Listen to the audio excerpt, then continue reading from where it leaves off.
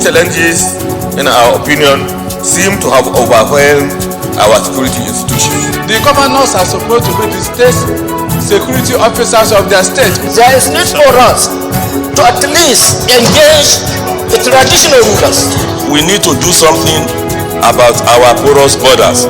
We have to own it from the unit level to the ward level to the local government to state. Mr. President, the importance of today for us is for us to take action. Those in favor say aye. Those against say nay. The ayes have it.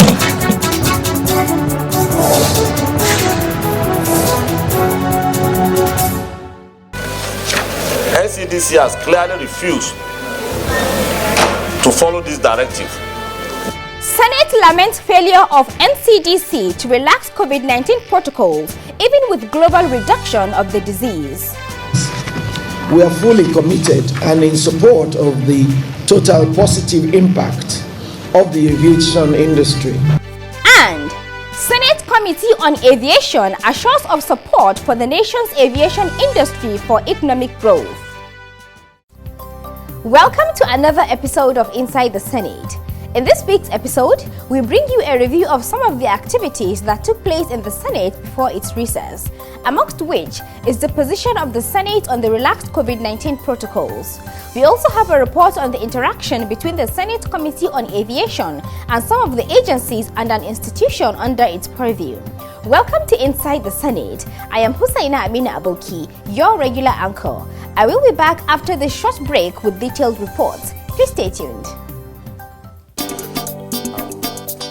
The Senate to send a message to the President To reap opportunities from that. To raise a matter of urgent public importance. And we are aware that when this particular motion comes up for a longer term development, arise to second the motion. Those in favor of this prayer say aye. Those against say nay. The ayes have it.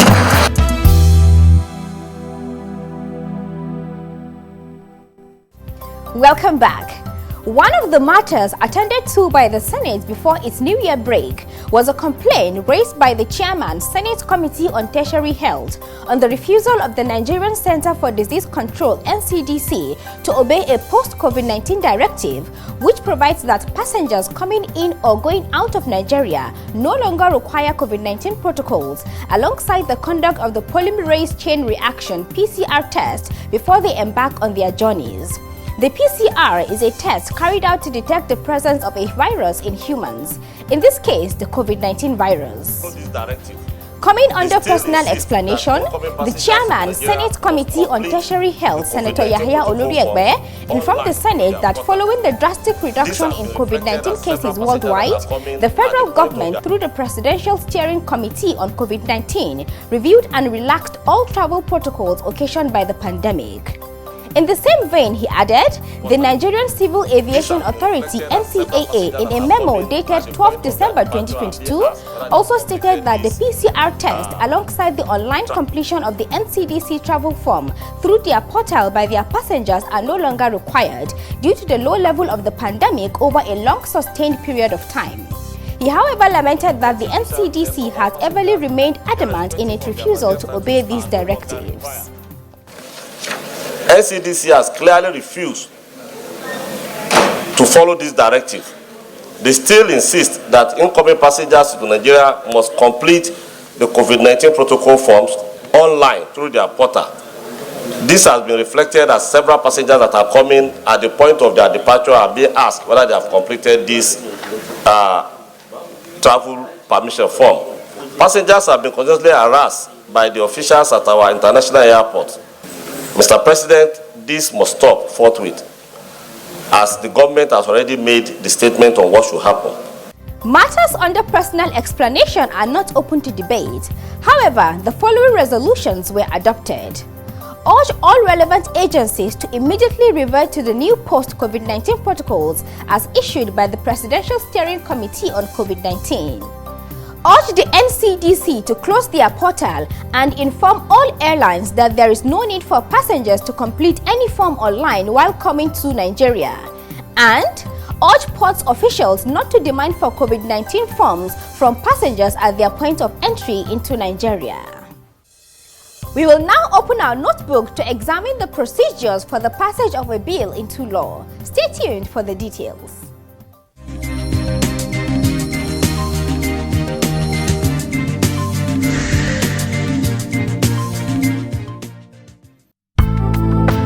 A bill is a legislative proposal laid before the legislature for a law or for a change of an existing law through an amendment. For a bill to become a law, it is first presented to the Senate for first reading. At this stage, no debate is taken. This is followed by a second presentation of the bill on another day, during which it is debated by senators for or against it. At the end of the debate, the bill either scales second reading or is rejected. If it scales second reading, it is referred to the appropriate committee for more legislative input. This may include public hearing, during which it will be open to contributions by the public for or against. The committee later submits a report on it to the Senate. The report is perused clause by clause in the committee of the whole for observations by senators. At the end, the bill scales third reading and passed.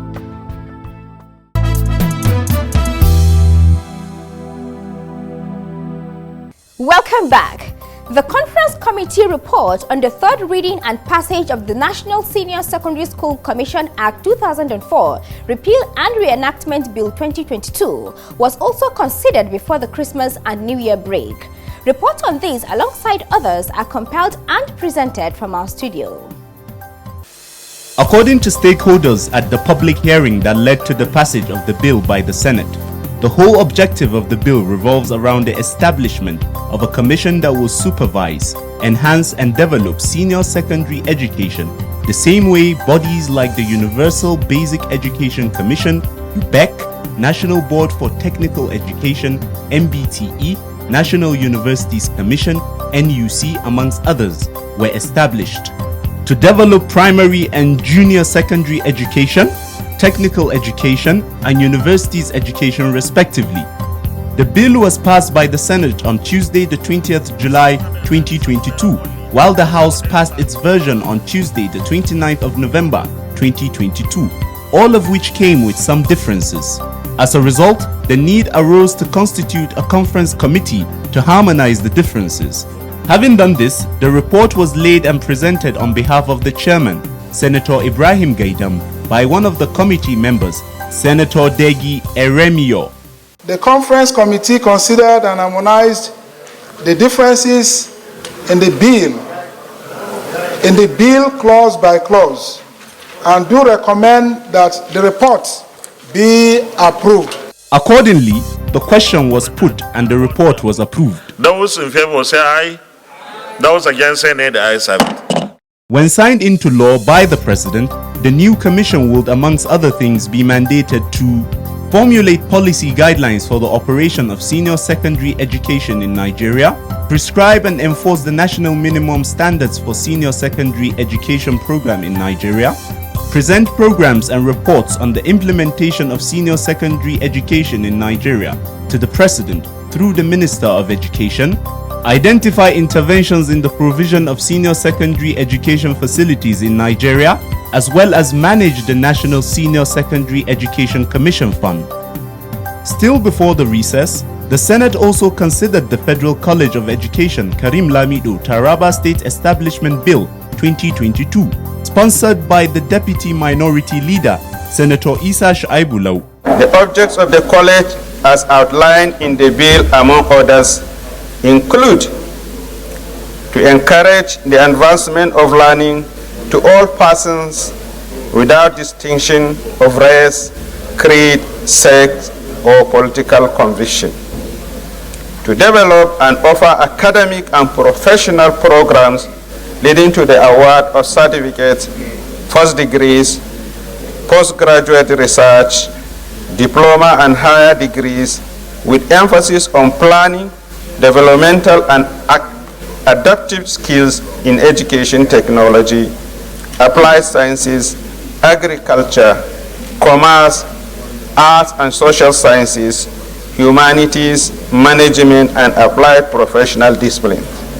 To produce matured educational men and women with capabilities not to only understand educational needs of Nigeria as a nation, but to also exploit existing educational infrastructure and improve on it to develop new ones. I believe that this bill is very, very quite straightforward. The objectives are outlined here: the advancement of learning and academic to create professional programs for learning in the institution. So, Mr. President, distinguished colleagues, I want to urge my distinguished colleagues to support this bill, which will bring about and facilitate educational learning in Taraba State, specifically in the Karim Lamido area of Taraba State. I believe that this bill is very, very quite straightforward. The objectives are outlined here: the advancement of learning and academic to create professional programs for learning in the institution. So, Mr. President, distinguished colleagues, I want to urge my distinguished colleagues to support this bill, which will bring about and facilitate educational learning in Taraba State, specifically in the Karim Lamido area of Taraba State.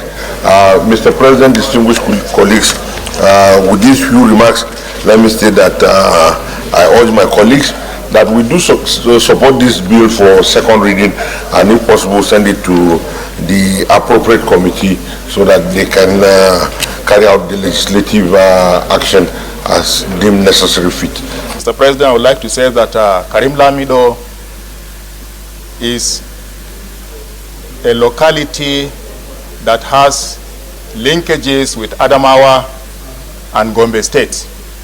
Siting of the college education in Karim Lamido will give access to people of Gombe South and people of Adamawa South to access that institution.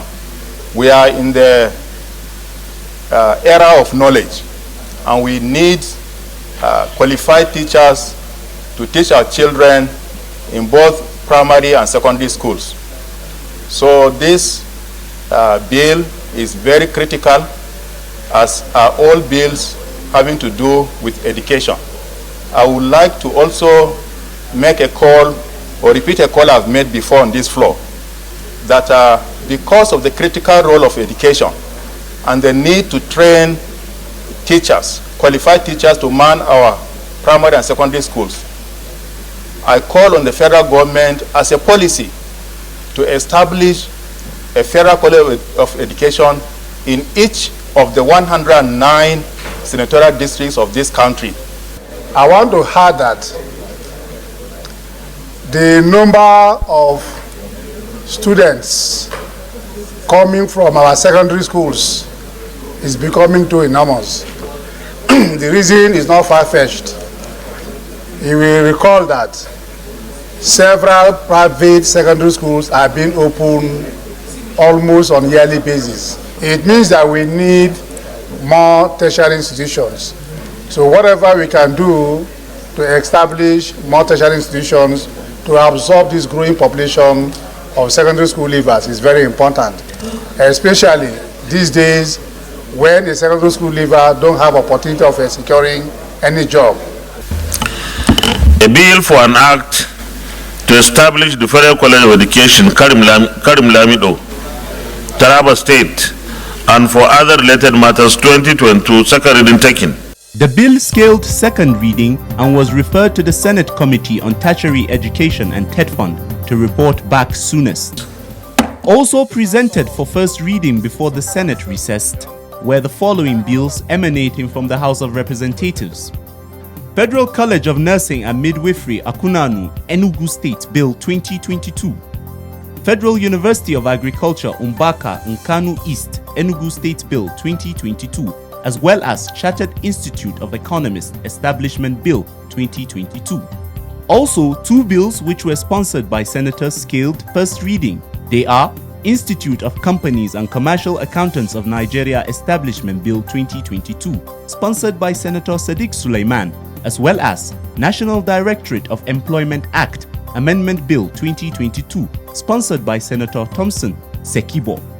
The bills will be presented for second reading at a later date, during which their sponsors will list out their objectives amongst other things.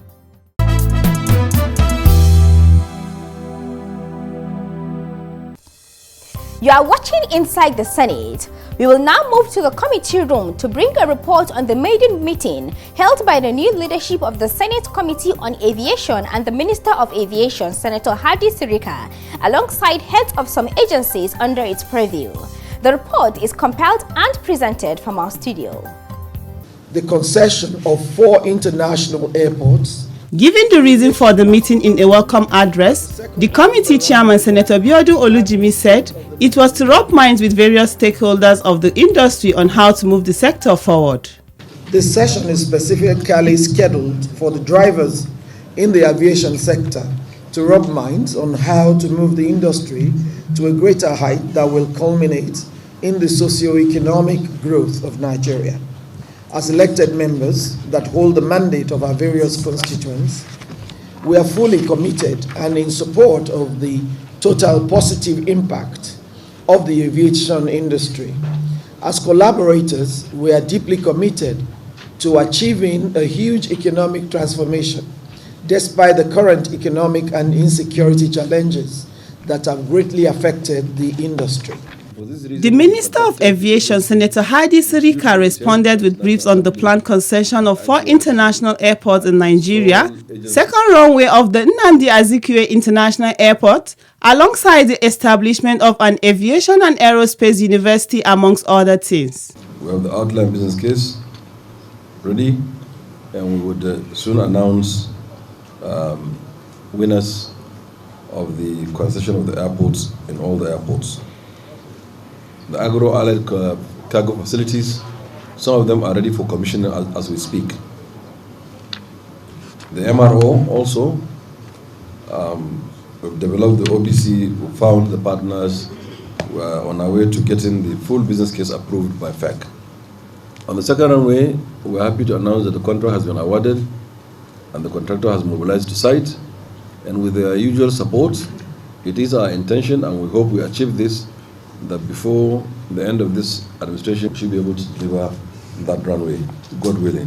Agencies under the committee's purview were also on ground to brief the committee on their activities, achievements, and challenges. First to make presentation was the Nigerian College of Aviation Technology, Zaria.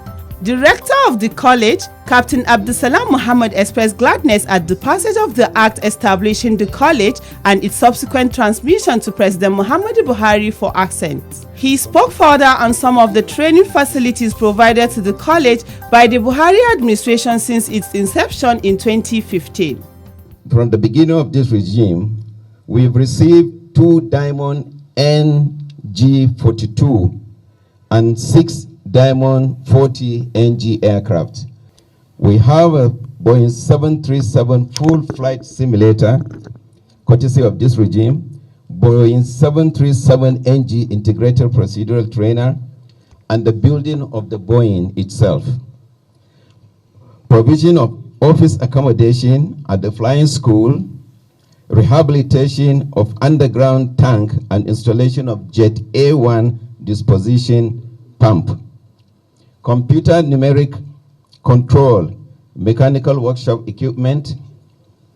We have numerous achievements during this regime. Despite this, however, he said that the college is faced by some constraints and challenges, which he gave as follows: drastic reduction in the federal government capital budget to the college, funding for temporary relocation to Kaduna for the rehabilitation of the Zaria airport, inadequate training capacity due to insufficient facilities like hostel accommodation and classrooms, which he said the government is working on, as well as encroachment of the college land by neighboring communities, of which the Kaduna state government is working on. A presentation was also made by the Federal Airports Authority of Nigeria, FAN, led by their Managing Director, Captain Rabiu Yadudu. He stated that the authority provides navigational surveillance, search and rescue, aeronautical communication, as well as air calibration services to federal, state, civil, military, as well as private airports across Nigeria. He added that the authority also works in collaboration with various organizations. We work collaboratively with the Nigerian Air Force to ensure safety and security of the airspace, as well as the National Security Advisor's Office. We are also responsible for navigation We provide navigational facilities, what we call ground-based navigational equipment. One of the primary one is the instrument landing system that guides aircraft vertically, laterally, and longitudinally for landing at every airport. This is a very critical equipment that needs to be flight checked every 6 months, twice a year. These equipment at all airports, we are responsible for ensuring they are installed, they are maintained, they are flight checked regularly. Other accomplishments of the authority as disclosed by the Managing Director include the provision of ground-based navigational facilities like distance measuring equipment that guides the aircraft in terms of the distance they are to cover, very high frequency omnidirectional range equipment that gives the aircraft directional guidelines that will enable it locate an airport, satellite navigation equipment which have been provided to the entire airports in Nigeria, including military airport in Port Harcourt, Rivers State, Kainji, Kwara State, Makurdi, Benue State, and Kaduna. Another agency that made presentation at the maiden meeting was the Accident Investigation Bureau, AIB. The commissioner of the bureau, Engineer Akin Olatero, gave a brief highlight on what they do to ensure safer skies for the nation. We enhance safety from behind. We are not the regulator, but we are the investigator. The two has to be separated in line with Annex 13 of the ICAO Convention. And we've been guided by our Act and our Regulation 2019, and that's what we do to ensure the safer skies for Nigeria. He added that in addition to releasing a total of 64 reports on the achievement of its mandate from 2017 to date, the Bureau has also helped the Republic of Sierra Leone to establish an independent accident investigation bureau. At the end, the committee promised to look into all the issues raised with a view to resolving the challenges bedeviling the aviation industry in Nigeria.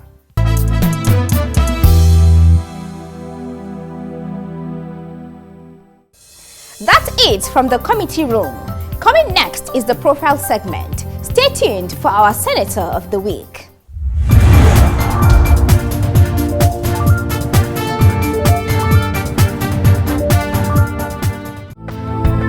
Senator Kola Balogun represents Oyo South Senatorial District on the platform of the PDP. He attended Ratibu Muslims Primary School Ibadan in Oyo State for his first school leaving certificate, as well as St. Peter's College Abeokuta, Ogun State for his West African School Certificate (WASC). For tertiary education, he attended North Texas University in Denton, Texas, United States of America, and graduated first with a Bachelor of Arts degree and later with a PhD, all in political science. He contested and won election to the Senate to represent Oyo South Senatorial District under PDP in the 2019 general elections.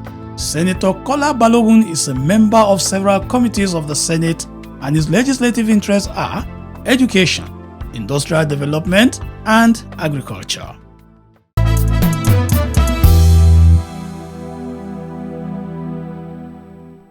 With this, we end this week's episode of Inside the Senate. Keep watching the program on this station and on any of our online platforms for updates of Senate activities. Join me again for another episode of Inside the Senate. Thanks for watching.